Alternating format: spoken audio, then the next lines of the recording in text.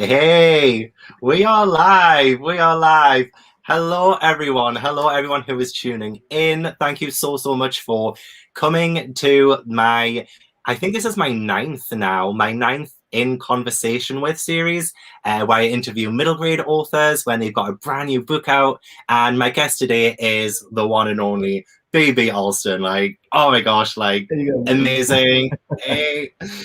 So can I get a round of applause, everyone? Round of applause. We just had Amari and the Night Brothers finally out in the world, and I feel like that is a huge achievement. My very first question is, how have you been? Have you been okay? Has this been an emotional roller coaster for you? Man, it's been really exciting. It's been like, I guess I didn't expect to be so exciting. I thought it would be kind of like a one like your launch day and then it's kind of over. But it's been really crazy. We'll be dragging this out, I feel, for a long time. just just continuously, just all the way through, just dragging this out, and deservedly so. So anybody watching, raise your glass to baby Alston for finally getting Amari and the Night Brothers out. I think it came out in the UK today, Australia yesterday, and America the day before that. So there was 3 whole days of releases, which is awesome. Yeah. And I do have purchase links in the description as well. So if anybody doesn't have it, then do buy it because you will not regret it.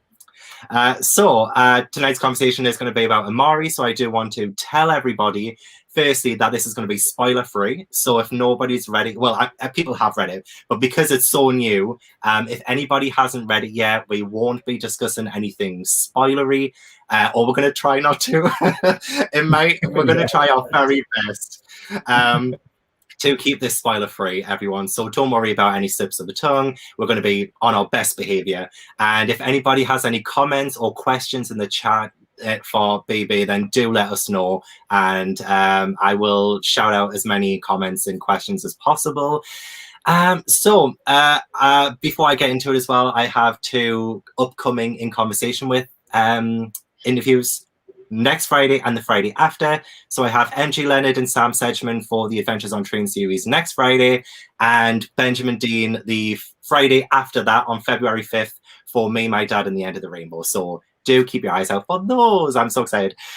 So as people are tuning in, I felt that the best way to start this is to have a little bit of an icebreakers round, just to see what baby Alston is all about. Let's find out a bit more about him, shall we? So first, really random question, and I ask all my authors this: are you a morning person or a night person? Is my first question. That's a good question. I feel like I'm more of a morning person. I feel like I am. I'm pretty sure for the morning. My wife isn't, but I am. That's fair. That's fair. It's just so I know when to hit you up in the DMs. It's also like, oh, you'll be up in the morning now. That's when I can hit you up. If you could be in any movie or a TV show, what would it be? Man, you're gonna think I'm so lame for saying this, but I would love to be in Men in Black. I know that's probably lame to say, but I would love to be in Men in Black. It's not lame at all, because you also get to be working with Will Smith. I mean, Will Smith is one of my favorite actors of all time. He is incredible, and what a funny man. And yeah, Men in Black's a great movie. So I mean, do you like all of the Men in Black films? Because there's been a few, right? Them all, but I think I watched the first one the most. Yeah, it's a classic. Name one thing that is on your bucket list. Shoot. I've always wanted to go see. I've always wanted to go to Japan.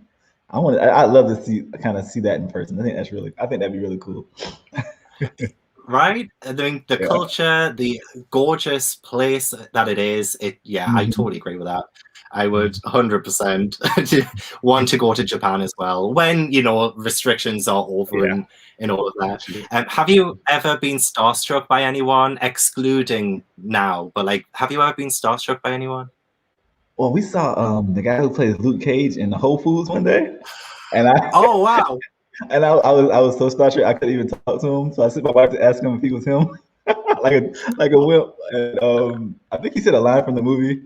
So that was really cool. That And is pretty awesome. You should have yeah, just gone up to him and like gotten a selfie or I something, wish I you would know? have, but I was a wimp. I was. Fair. Fair. That's how I feel about like if I met you in the street, you know, like Oh I'd be man.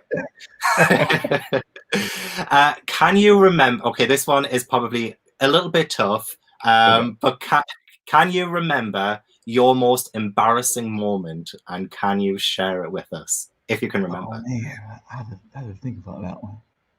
And it's also it's a hard one as well because if it's really embarrassing, you might not want to share it. But we'd love to know. I honestly can't think of one off the top of my head. Any Uh, recently, maybe any from like a virtual event, or has anything like gone um, wrong virtually? um, I I'll put you can't on the spot here. I can't think of any. Well, you Should know we come what? back to this? Well, you Oh, know what? did you There's get?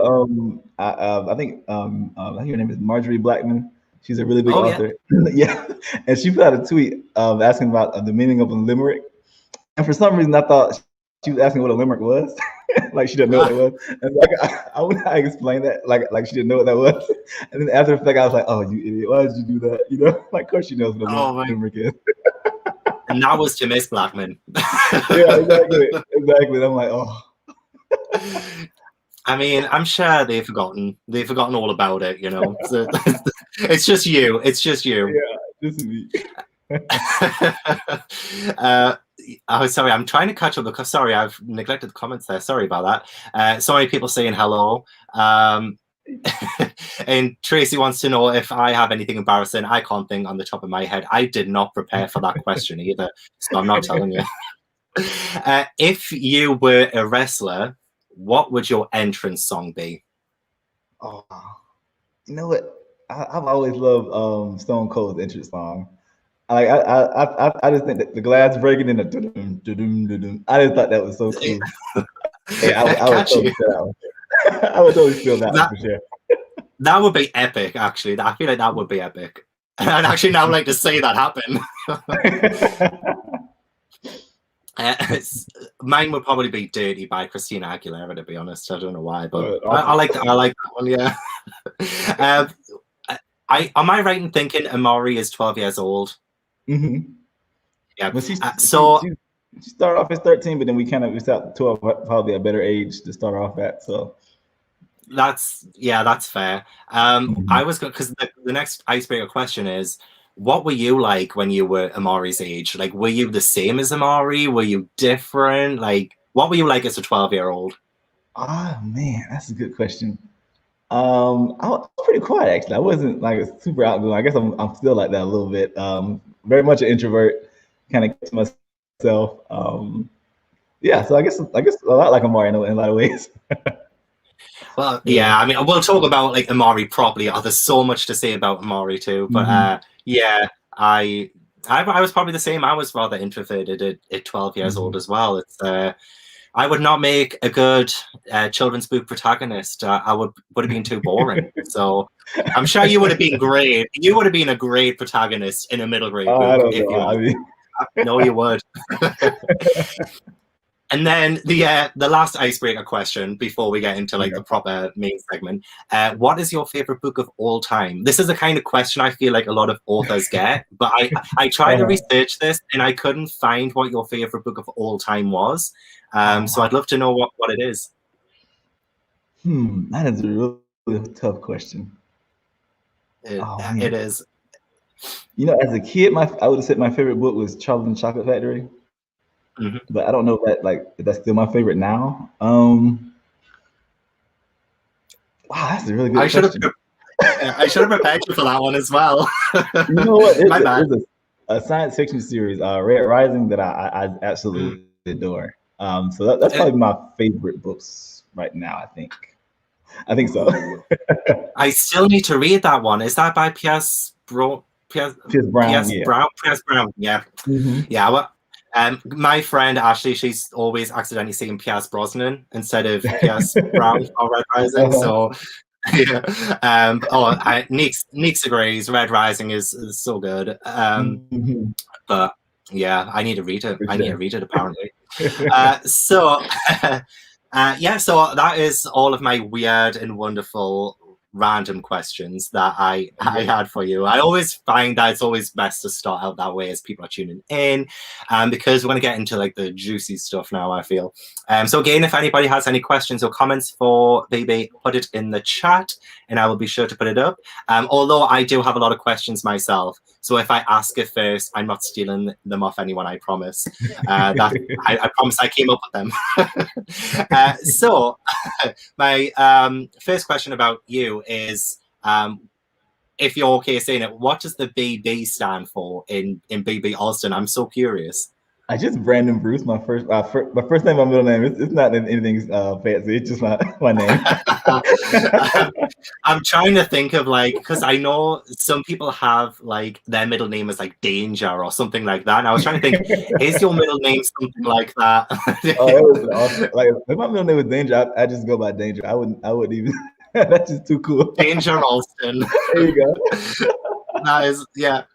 I mean, Baby Alston is great as well. So yeah, it's okay. So how were you? As a kid, I remember reading about how you would write stories for your classmates, horror stories, and you would kill everyone off. Did you realize? It sounds you're gonna have to explain that a bit better. But is that when you realized you wanted to be a writer? Did it come from childhood? That's when I wanted to be a writer, but not necessarily an author at that point. I don't think I ever thought at that time I would be writing books for other people. It was just more for me and for my classmates. And so I would just like write these little super silly little horror stories. The field trips gonna hold me wrong, and the classmates would kind of come over and like see who made it and who didn't make it, and then if they didn't make it, what happened to them. So that was kind of the first time I was like, wow, this is kind of fun, writing and seeing people's reaction to it. So yeah, killing everyone off, Yeah. Maybe people you didn't like so much, around the next chapter. Make it. Okay, that's actually that's really interesting, actually. But I guess that really helped develop your skills as a writer. I guess as writing fun things like that for yourself is it's pretty cool. Is it something like since then what you always wanted to do, or I'm sure did you do biomedicine as well? Have you've strayed from the author path, or was it biomedicine? I can't remember what it was. Oh yeah. Yeah. So like you kind of had a different kind of path there. What was it that made you kind of come back to the author route? Well, I was trying to be an author for many years, and it just didn't happen. And so after a certain point, I was like, I had to kind of do something, So I had a different dream of kind of becoming a doctor, and so I was taking this biomedical science program at a medical school, and then if you do well enough, they would accept you to the actual medical school. And so I had kind of put my sights on that. And then, I just I was getting ready to move, and they didn't have my paperwork ready. So I was just sitting there with my phone, and a pitch contest came up. It was like DB Pit. I don't know if you guys ever heard about that. But I was just sitting there like, well, I'm not doing anything else. I might as well just give it a shot. And then I sent my little pitch out there for a book I had written, and kind of got a lot of response, and everything kind of went from there. Yeah. Nice. What was it when you were doing that as well? Was it Amari, or was it middle grade that you were kind of pursuing there as well, or what was it about middle grade that made you go, that's the age category I want to write in? Was there anything in particular? Well, I think middle grade is just so much fun. I mean, you can be silly. You don't have to take things quite so serious. And I think middle grade is also that age where kids are kind of starting to think for themselves. That's when the kids are kind of finally saying, what do I believe, independent of what my parents believe, And so if you have something you want to say, that's a really good time to kind of reach kids, because they're kind of starting to think for themselves, and they're really open to it. So that's one of the reasons I love middle grade. Yeah, it's a fantastic. It's a very overlooked age category, I think. But coming back to the interview you did last night with Rena Barron and everyone, and you were talking about middle grade as a genre and how kids read it, and it was just the innocent wonder of it, and just that they're more receptible to the magic of it is kind of quite inspiring, and I feel like a lot of adults can take from that, I guess.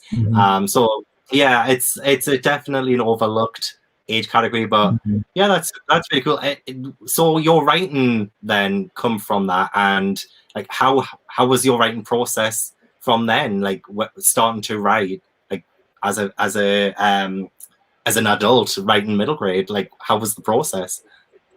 It's just, I think I was just kind of looking for, what would be the most fun for me to write. Cause I kind of started off writing for myself, and that's, I like being like writing silly, like kind of whimsical stuff. And so it's just like a natural fit for middle grade.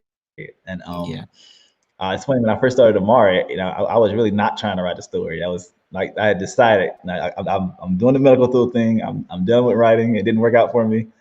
And so I just really started off just making the world, and just kind of making it up different departments and how everything worked. And then I got the idea for Amari. She kind of jumped to my head fully formed, and I was like, man, I got to tell a story now. And so that's really kind of how it came together. I love it. That's the kind of magic of this story. Then it kind of just came about, and like magic. Yeah, like magic. That's like the short version of it. Sure. Did you get any like help or advice like from other authors during your writing process, or was it a very solitary experience? I mean, I know like you weren't published yet, so you were probably drafting and all of that. But were you prolific on like maybe social media or trying to get advice from other writing groups or anything like that? Oh man, I was like the least confident writer ever, so I was always scared to show other people. So I think the most help I got was like from people who like put like lessons like online. So like Susan Dinner had a newsletter with like a lot of writing advice, and I used to read that religiously. And then Brandon Sanderson, he has videos he would put up online, and I would watch those. He's just kind of talking about writing craft and how to make a story, and those are kind of my main things I would go back to. That's pretty much what I would do. I was terrified to let anybody else read it for a long time. You must have been, when you finished it then, you must have been terrified to query it then, if you weren't a confident writer. Well, you know what? I wasn't confident, but I would still query, like even when it wasn't finished, just to see if anybody else was interested. And I know agents hate that, but I did it I did it so often. I mean, it was like 75%. Then I'm like, oh, good enough. And I did it all to see what anybody thought, and it wasn't getting any response. And probably rightfully so. It wasn't finished. But jokes on them now, though, because now the finished product is done. Really, I mean, yeah, I know what you mean. Like it wasn't finished, but if you could see the potential from the beginning. I mean, I'm no agent, but I feel like I could probably see the potential in that, even in an unfinished draft. And God bless Gemma Cooper as well for being your UK agent. And although is she your agent like worldwide? Like, is that a thing? I don't know. Yeah. Well, yes, Gemma's the agent pretty much everywhere, so she kind of represents me in the UK and then the US, and then she has like sub rights agents that does like the other countries. Oh wow! Honest to God, Wonder Woman, she is like seriously. I mean, it's also scary that you're a debut author in like 2021. But how have you found the response and the support from everyone? I guess online, because you haven't really been able to go out and do all of these authory things like signings and tours and things, but has the support been like really great online since Amari was announced to like now? Yeah, I feel like it's been great. I mean, there's the writing community on Twitter is really, really great. Especially the kids' books. It's a really tight knit community. We celebrate each other's successes. Every review, every good review, every book deal. You post it on there, you're gonna get like tons of likes and retweets, and so I love being a part of the Twitter writing community, and so that's something I really value for sure. yeah. That's I agree wholeheartedly. The children's book community online can be so empowering and so like inspiring as well. I'll just go into some viewer comments. Some of these questions, are questions that are more likely to come up later, so I'll leave them till then. But a random question here: what's your favorite genre to read, or can you give an example? I always love fantasy. Like that's my heart. That's kind of what I always look for. I go straight to the fantasy section when I go to the bookstore and see what's there, what's new. I mean, I pretty much read everything that comes out with fantasy. Really, actually, kids fantasy is probably where I read the most. So that's kind of, and that's what I like to write too. So yeah, and I remember as well you saying in the interview last night that when you were growing up, you didn't read like very many fantasies with a main protagonist who looked like you or was representative of you. So I feel like do you feel like that's changed now? Like the middle grade fantasy genre, do you think that's changed now, or it's like changing? I do feel like it's changing. I mean, I see deals all the time with minorities and kind of like marginalized creators getting their chance to get book deals. And so I mean, I love to see it. I celebrate it so much. I think it's important, just like that every kid can kind of see that, kind of be the hero of their own story. So that's something I really kind of glad to see that it's kind of. I mean, I'm sure there's still a long way to go, but there's things turn around seem like. Definitely looking up, yeah. Very hopeful for the future. Sure. I love this comment. Your journey into getting Amari published is so amazing. It is. Oh, hi, Jaleesa as well. Jaleesa's here. She's an amazing booktuber. What advice can you give to people who want to become writers? Man, just don't give up is probably the biggest advice, because I almost gave up, honestly. So I mean, and my yes was like right around the corner. I think it's so easy to get discouraged when those rejections come in, and then maybe you see somebody and they're getting the big deal and the agent and stuff is happening for them and it's not happening for you. You can get so discouraged, but just keep at it. Even if it can't be like your main focus, like make time for it. It's not a race. You're never too old, so just always keep going. I feel like it's probably the best advice.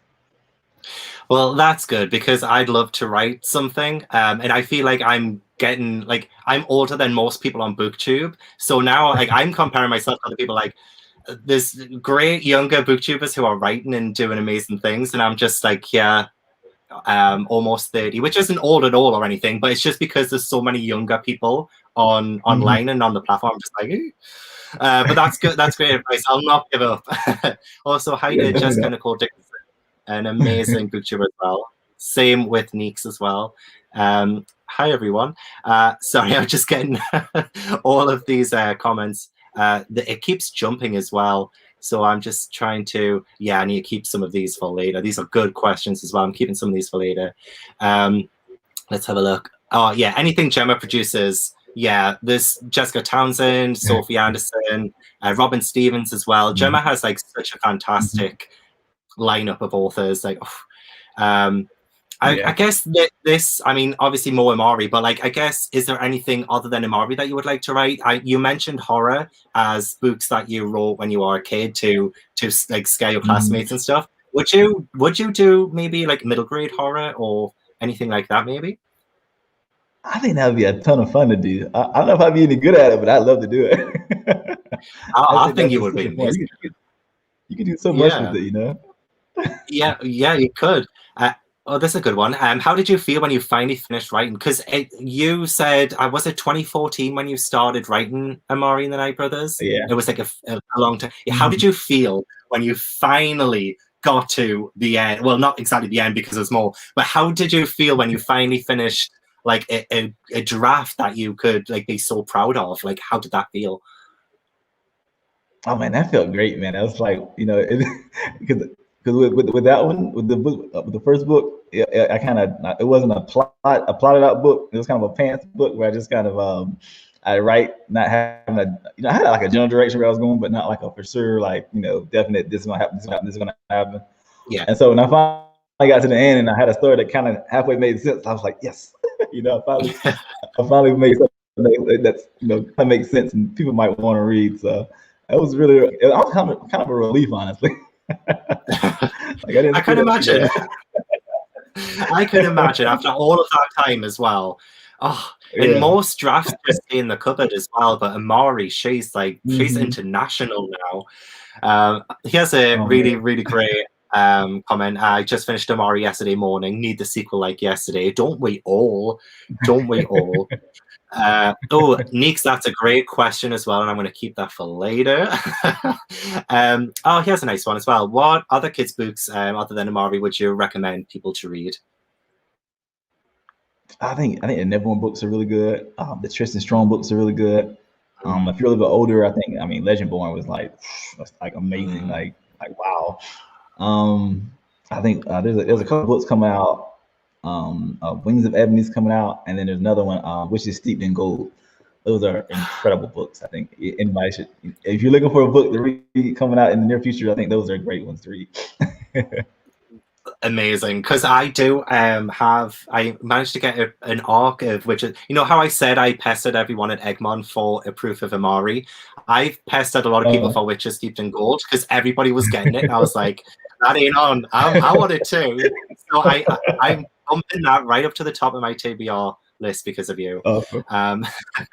How do you stay motivated when working on such a long project? Because, I mean, I was going to ask this a little bit later on during Amari and the Night Brothers, because it was a long process. Was there ever a point in writing Amari, did you feel like Amari was never going to make it? Like, were you ever going to give up on Amari? Was that going to happen?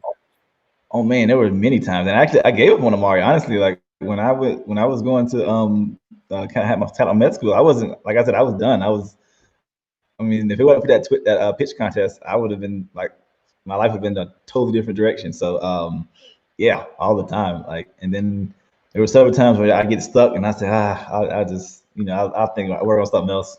And then, but I guess just the love of just doing it, and I would always come back to it and say, let me just work on it a little bit more, and that kind of made it a full book eventually. I mean, I'm just gonna like write that transcript down of like you saying that, just so that I can stay motivated, and I'm sure a lot of people will as well. As someone said before, it is really really inspirational, actually. And then when I get more into Amari, there was one question right at the start from Sasha, wondering which is your favorite Amari and the Night Brothers cover. Is it the UK cover or is it the American cover? Or is it both? I mean, I'll give you that one. Yeah, I know. I feel like that one. You know what?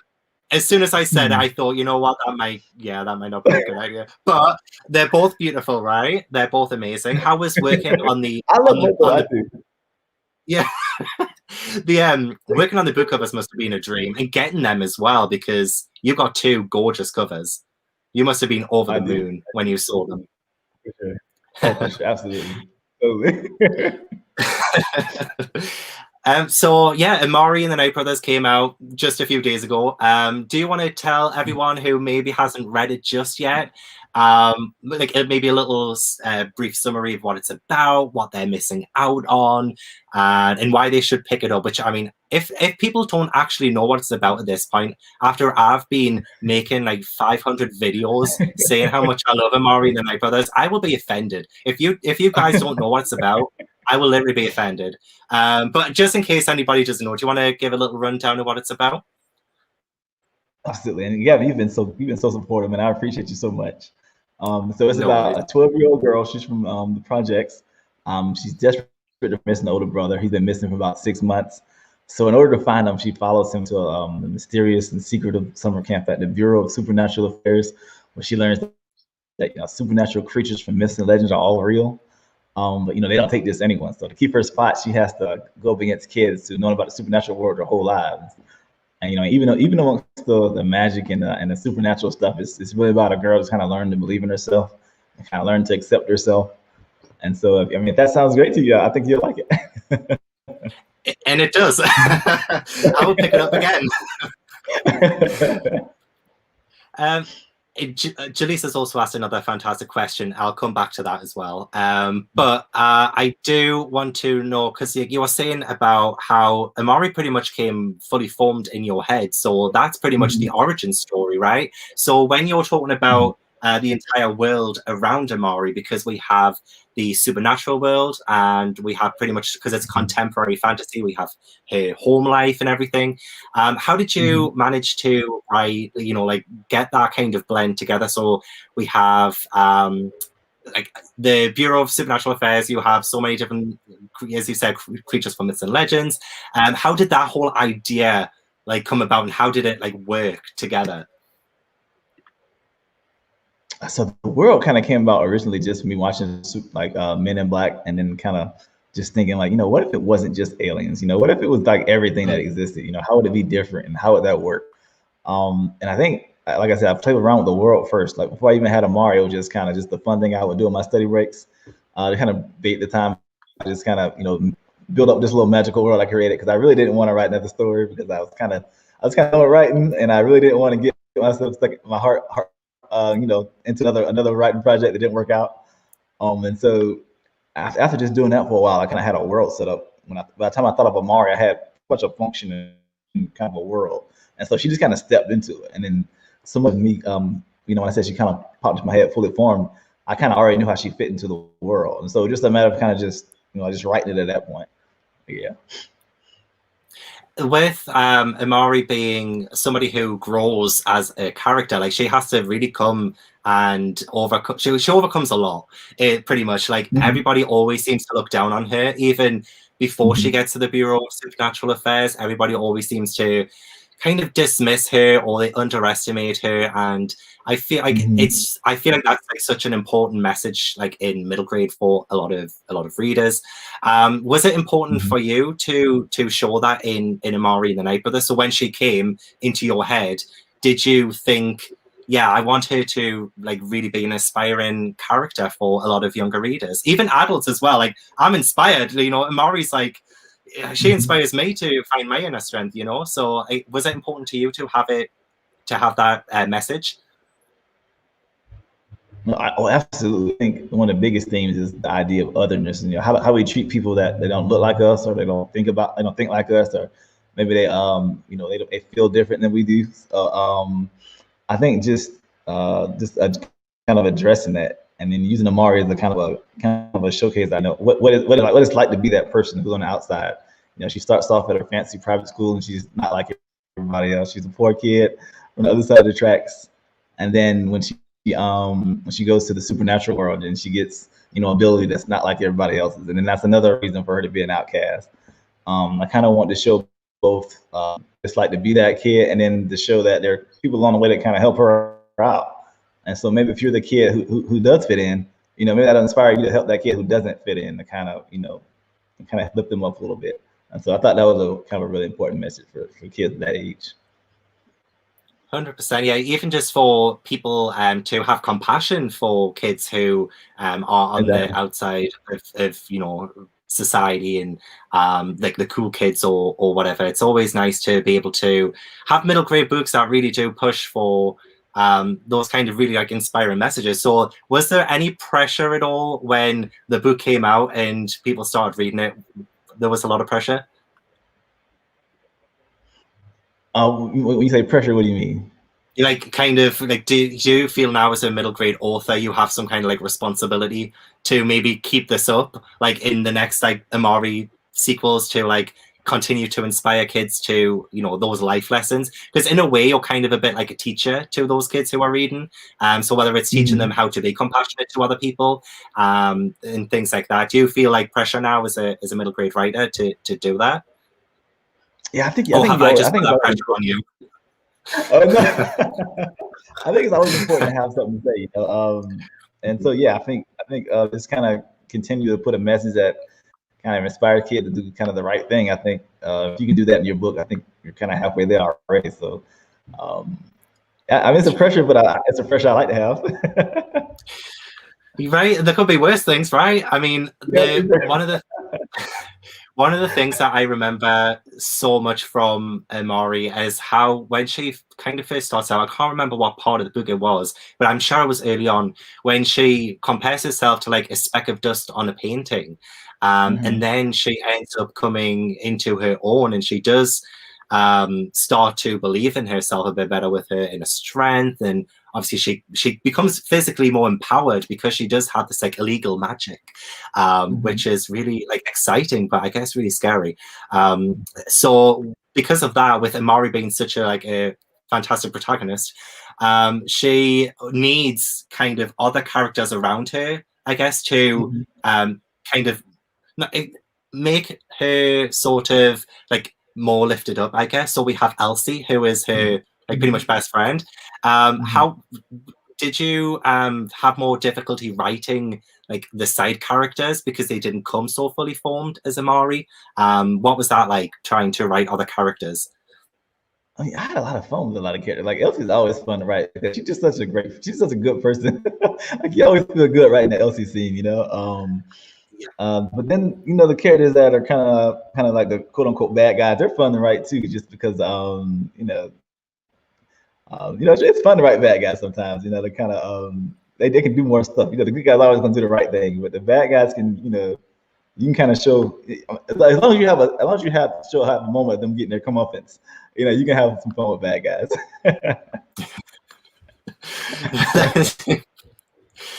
Yeah. Oh my gosh, there's just so, I wish this was a spoiler filled interview so we could talk more specifically about some of this stuff, but it's fine. Yeah, I'm trying to talk and not say too much, like, because I tend to say spoilers, so I'm trying to keep it vague. Yeah, right. I mean, sorry to put you in this position. Oh no, you're fine.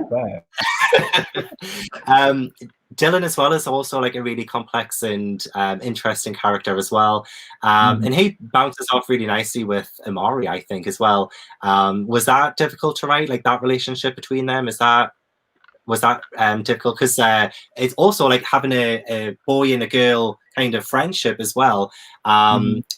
Like I working as a bookseller, a lot of like older people don't really enjoy it if they have a nephew or a grandson and the main character is a girl, and like vice versa as well. So I feel like with Dylan and Amari being such like they're a great team, and so like that's one thing, but I was really interested to see how you developed their relationship together, and like speaking as a bookseller, how that is rather like not exactly marketable, but just like for people reading, I feel like everybody has somebody they can look at and almost identify with.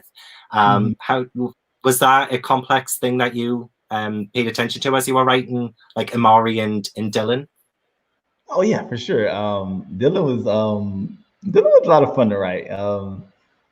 He's like Amari in a lot of ways, and he's not like Amari in a lot of ways. And so just kind of find that balance.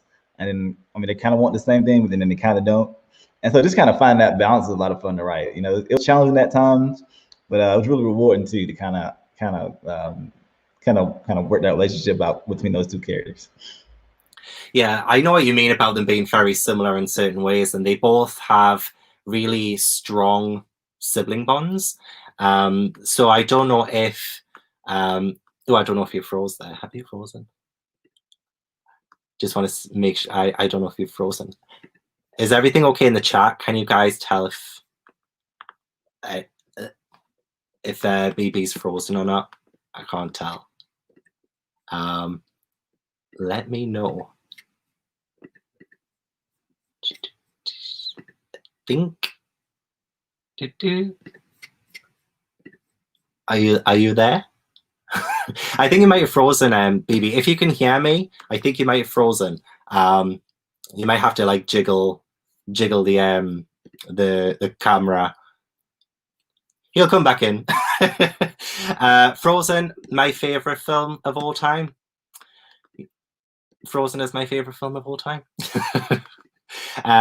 Yeah, I think as BB sorts out his situation there, I see some great questions in the chat.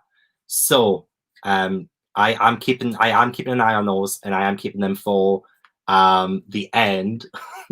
Oh, thanks, Jaleesa. Although now you can see my face and it's huge, and like I'm just like, no thanks. I'm getting back. Ooh, Gav, who was your favorite character in Amari? I mean, Amari for one. Let's see if this works. Hello. Hey.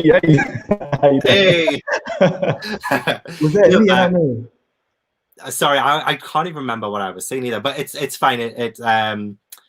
It's easily fixed. I'm trying to remember what I was saying now. the the siblings, because both Amari and Dylan have very strong sibling bonds. Were you drawing from real life inspiration? Like, do you have siblings, or like how did you approach their sibling relationships? Because Amari wanting to find her brother is like the main plot, really. And it's so interesting to see her motivation being, I want to find my brother. So like how did you do the sibling relationship? Yes, I have a really close relationship with my brother. So I did definitely draw on those feelings of, how much I love him, and I'm the older brother technically, but I mean he's the brother who went off and did all the great things. And so he's definitely somebody I look up to and somebody I use, kind of drew on that definite relationship for sure. Nice. Oh, I mean, that's nice. I mean, I do have a younger brother, but I love him. I do love him. But Amari does some, like, she goes all out. She like really, like, it's her one passion. Like, she puts it above all else. She puts it above her well-being as well. Like, if she can find her brother, that's what she wants to do, and nothing will stop her. And it's one of the reasons why I love her so much. I love. Somebody asked I would love to know who your favorite character was, but also I want to shout out: is it Luciano, the elevator? Is Yeah, it? yeah. Absolutely love. So probably my favorite character, apart from Amari. So I'd love to know who your favorite character is as well. I love Elsie as a character. Just because she's so like a whole person. Like she's always fun to write. I love some of the elevators; they were fun to write too. Like Mischief, he was fun. I actually have some elevators that got cut that I come back in book two. So hopefully they'll make some appearances now, and I really enjoy writing those as well. I'd like to say that.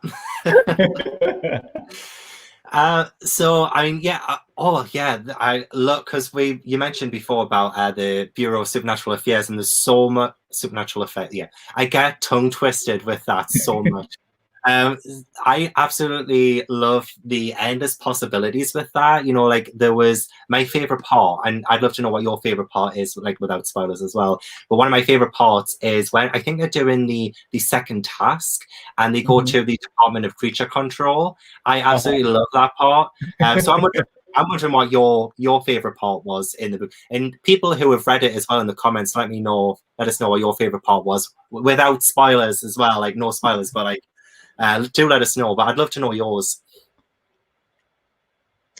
Definitely the tryouts, I think, were my favorite as well. Just kind of creating little fun ways to kind of challenge her, and making sure there's like a little twist at the end that you're not expecting. That's always my favorite thing to do. It's kind of play a little misdirection. So they were definitely a lot of fun for sure. I can imagine. I mean, we'll not focus too much on the plot twist or anything, but was that something that you planned from the beginning, or did that kind of happen organically as you started writing? Did it change at all? Like, yeah, guys, there is a plot twist, okay? But like, and it's amazing. So did that come from the beginning, or did it happen organically? Yeah, that kind of happened I didn't have it when I first started. I think a lot of the story came from like just me saying like, what if this happened? You know, what if that happened? And that was one of the things I got to the end. I was like, well, what if this happened? And I just loved it so much. I had to go back. I went back and changed it so it would work with the rest of the story. And that was a lot of fun to write. That's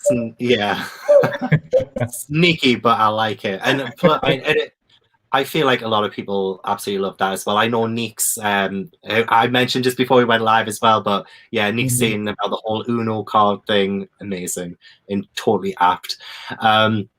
So was there anything that you had to cut out from this book? Like, was it taken to, like, did you have something in it, maybe to do with the world? Because there are like references to like aliens and like mermaids, yetis, Atlantis, things like that. There's like so many like amazing ideas and so much wonderful imagination. But were you ever told that you had to take something out, or did you have to like scale back what you were putting into this book? Oh, absolutely. I had like I said, I made the world first, so I had like pages and pages I could have went on with stuff, and so like, my editor was like, "Yeah, you can't like, explain everything that happens. And you can't show stuff that has nothing to do with the plot just because it looks cool, you know." So I had to, like I said, like I had to take characters out, I had to take elevators out, but hopefully they'll come back in future books. So that's the goal. Fingers crossed.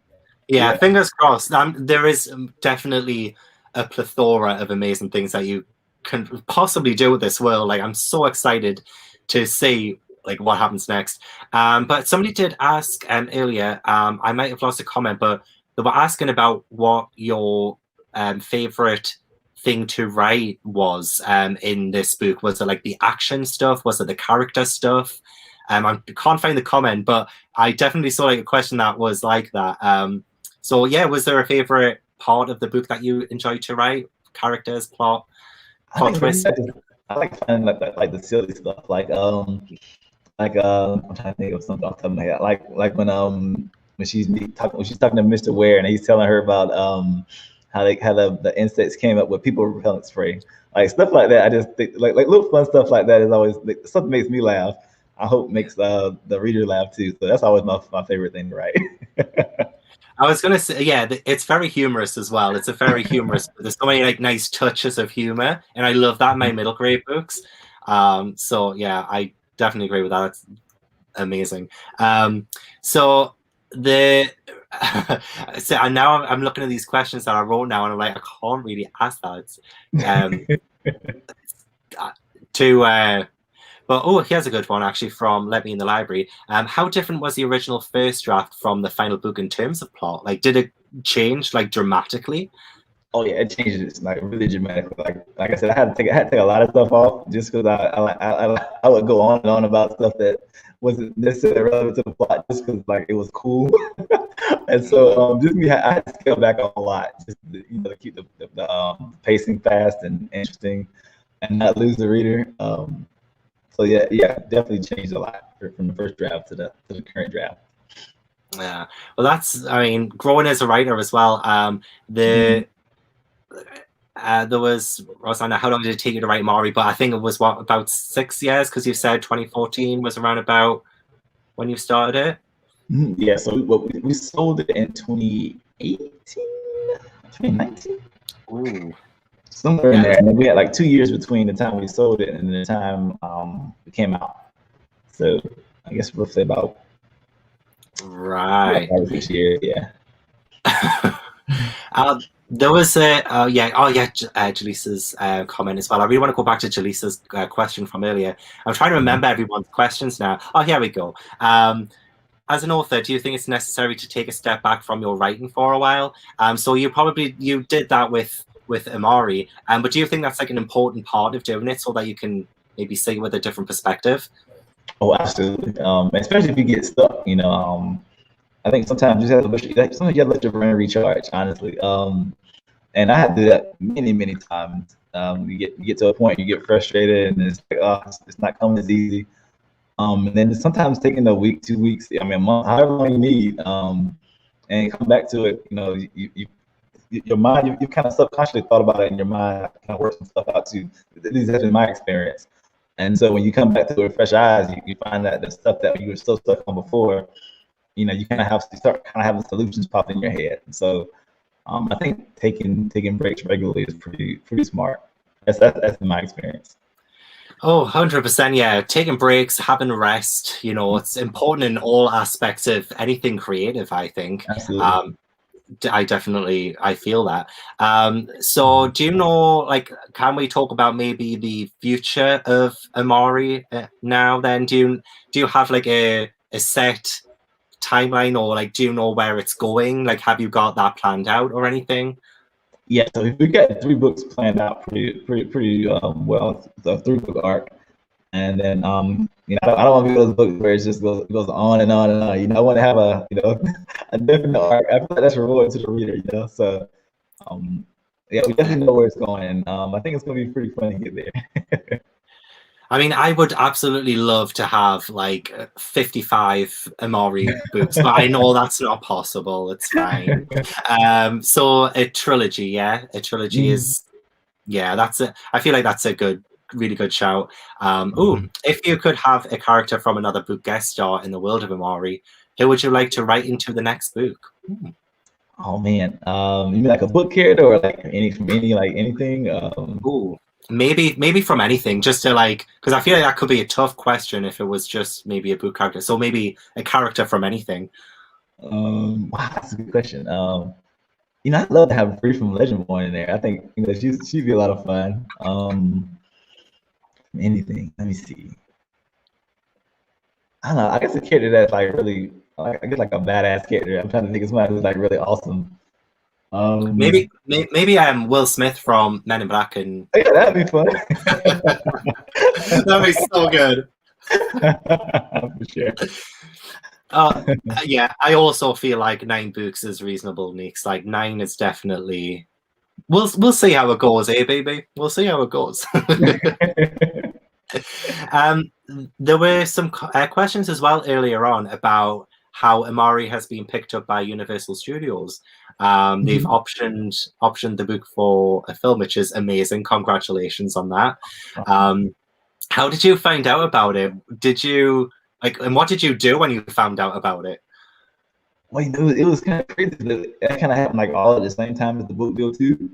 So I guess the book deal had a lot of buzz. My agent took it to a book fair, and I guess she met my film agent there too. And so right after the book deal with the auction, we started. We had a lot of interest from film people, and so we got to actually talk to a lot of them, a lot of the producers and stuff. And then we got to have a film auction too. And so we kind of almost got to choose who we wanted to work with. I mean, Don Cheadle. I mean, how you turn down Don Cheadle? And then the folks from Mandeville, they did the live action Beauty and the Beast movie, which I adore. And then Marseille is the star. I mean, come on. I mean, when she wanted to get involved, I was like, yeah, that's the easy decision. Oh yeah. Oh my gosh! But then to have that all happen at once as well, after years of trying to get Amari done in the first place, and then all of this happens at once. Yeah, I was a whirlwind like 2 weeks, man. It was crazy. I can imagine. And yes, Don Cheadle, yes. Yeah. Like, oh gosh, like there must be days when you wake up and pinch yourself to be like, absolutely. Like, man, it's so surreal, you know, because like you said, you go years and years and nothing, and then all of a sudden, out of nowhere, just everything happens. So, man, it's been really awesome. I feel like the book, though, has spoken for itself, really. It's definitely one that I think, I mean, it is incredible, and I feel like it will translate so well on screen, too. It's like such a visual kind of experience as well. And I absolutely adore how much imagination it is in it. And it'll just, I just feel like it's going to be huge. I do. So, I mean, best of luck as well. Like, with all of that. But just the fact that it's gotten, optioned as well, which is incredible. Also, Ashley from Bookish Realm, one of my favorite booktubers. Yes, honestly, amazing. I absolutely love Ashley. You said you were writing the sequel, right? Is that something you're writing literally right now? Yeah, literally right now. Like as soon as I get over here, I'll go right back to that. Oh my gosh, how are you finding the experience of writing the sequel compared to the first book now? You definitely have a shorter time frame because you don't have all of that time you wrote the first book. Yeah. So how has it been so far? Well, I think like you said, that's the biggest challenge. Is like the first book, you can take as long as you want to. If you got stuck, it's like, oh well, I'll come back to it when I come back to it. But now you have like a definite date it has to be out. It's like, oh man, I gotta kind of push it a little bit. But a lot of the hard stuff is already kind of done though, so it's kind of a balance. You kind of have the world already set up, so it's just kind of a matter of coming up with a compelling story. But definitely it's been way different having a time constraint for sure. Well, you've probably given yourself a bit of an easy job, really, because the way you've left Amari, like the first book, is like there's just so many places I could go. Like I could not write it. Like that's the thing. But like you've given yourself an easy job because there's just so much that you can do. Like you made it so exciting that you could do anything, and it just I can't wait. I literally cannot wait. So that's probably coming this time next year, maybe. Yeah, for sure. Oh my gosh, it's gonna take so long. But that's fine. That's fine. So, and also with it being a sequel as well, I know a lot of authors have said that they feel like there's a little bit of a sophomore slump because you're planning this as a trilogy, so you must be building towards something in the third book, and the second book is kind of acting like a bridge. So I guess maybe like, are you getting any advice from any authors? I know Rena Barron, she has the new Me and the Rising Dark book coming out this year, and that's like a sequel. So have you spoken to anyone about maybe trying to like overcome maybe any anxieties over like the whole sophomore slump kind of thing? I think the best advice I've gotten so far is not to try to recreate the first book, because that's just so hard to do. Just kind of make it his own story, and that's just kind of what I've tried to stick to. And like I said, with the second books are typically bridge books, so I'm also trying to make it where it's like exciting to. So like, you know, at the end of the second book, you don't feel like, oh, this is just part one of the third book. You know, I want to tell a full story too. So hopefully I do okay with that. Oh, 100%, 100%. I know, because you're also writing for a middle grade audience as well, so you have to keep it, like, you have to keep them entertained too. So that must be a whole other level of pressure when you're writing a sequel. Sorry, I keep mentioning I don't mean to be putting pressure on you. I'm just really excited for the sequel. Okay. Since I mean, Ashley, same. We need. Can't make book 2 the bridge book of the series ends up with 55 books. I agree with that. Yeah, I love everyone in the comments saying that they're getting the book. Like, seriously, guys, if there is one book you pick up in 2021, it has to be Amari and the Night Brothers. Like, do it. Do it. Yeah. Anytime. So we are nearing an hour. So if anybody does have any last minute questions, I might have missed one. So do maybe like just rewrite your question if you answered one earlier on. Do let us know. But as they're coming in, do you have any? You mentioned some book recommendations at the start. Is there anything you're really excited about? You said Witches Steeped in Gold by Sian Smart. Any middle grade books you know of that are coming out? I know Root Magic by Eden Royce has just come out, and I'm so excited to read that. Any other ones that you are really excited about? I think Kwame has another book coming out. I Yeah. can't remember the name of it at the moment, but it's like a futuristic kind of a book. I think that's going to be amazing. So Kwame Mbalia, definitely look that up if you can. I can't think. I wish I could look at the name off the top of my head, but I can't right now. But it sounds like it's going to be a lot of fun. Yeah, well, as you said about middle grade getting in the right direction now with representation and diversity in the books, and I know there's is it Taking Back the Block as well by Crystal Giles as well. That's coming out soon. There's just so many that are like people need to be excited about. Also, I love this coming from Ashley too. Easily one of the best debuts of 2021, and it's just January. Oh my god, yeah, it's literally the first month of the year, and already we have the best debut. Yeah. Ooh. Had you been in Amari's place, how would you have reacted to everything going on? Would you have done everything the way she had? Oh, that's a good question. That's a really good question. I don't know. I think she kind of finds her courage, and I don't know especially when I was her age, I don't know if I was as brave as she kind of turns out to be. I was kind of introverted, kind of kept to myself. But maybe if I had the help she gets, maybe I would. I don't know.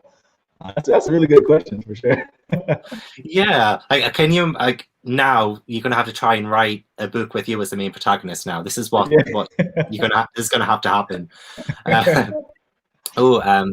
I don't think they go through a different thing, don't they? Writing the script for the Amari film, they'll probably you will have a say in it though, right? Or so she's getting wrote by a screenwriter called Azia Squire. That's her name. She's written on she's written that on a Netflix show called, I think it's Pretty Little Things or something like that, the new ballet Netflix show. She writes on that, and then she's writing The Rocketeer for Disney too. So she's really great, and we've kind of had a few conversations about how to best transfer from book to film, the screenplay. So it's been really cool so far. Oh my gosh. Honestly, I'm just like so made up. It honestly sounds like 2021 is the year of Amari, but I just don't think it's going to stop there. So I know somebody earlier as well. Sorry, there was just quite a few comments. I've lost a lot of them, but somebody did ask. Apart from Amari, are you working on anything else right now as well, or is Amari your focus? Yeah, she's definitely my focus right now. But I did write a short story for an anthology it's called Black Boy Joy. It'll be out in I think August, and it's just me and a bunch of other Black authors who kind of wrote some short stories about putting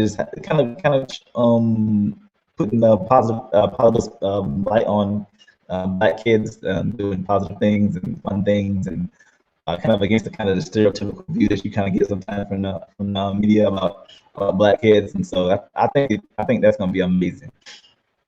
It sounds amazing. What was it called again? Sorry. It's called Black Boy Joy. Right, I'm going to write it in the comments just so people know, and then I'll also make sure to tweet about that as well. So that's in there. Yeah. There we go. So I mean that's the hour, and that flew by. That flew by. And I do want to remind everyone as well, links in the description to buy Amari and the Night Brothers. I think the only links I didn't get were the Australian and New Zealand one. I think the book sold out, right, in a lot of places, and they disappeared. I'm pretty sure it disappeared from Amazon for like a weird minute. That's how great that this book has launched. It actually sold out on Amazon, and they just like there was no page for it. So I've put the link in the description because the page came back up. So yeah, I absolutely.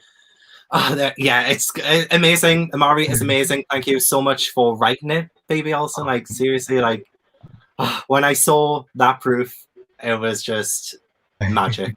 Yeah, they did a really great job for sure. Yeah, I like this. It was sold out before it got released. I love that. So yeah, that is the interview. I also pre-ordered a signed copy from Waterstones, and it didn't arrive in time.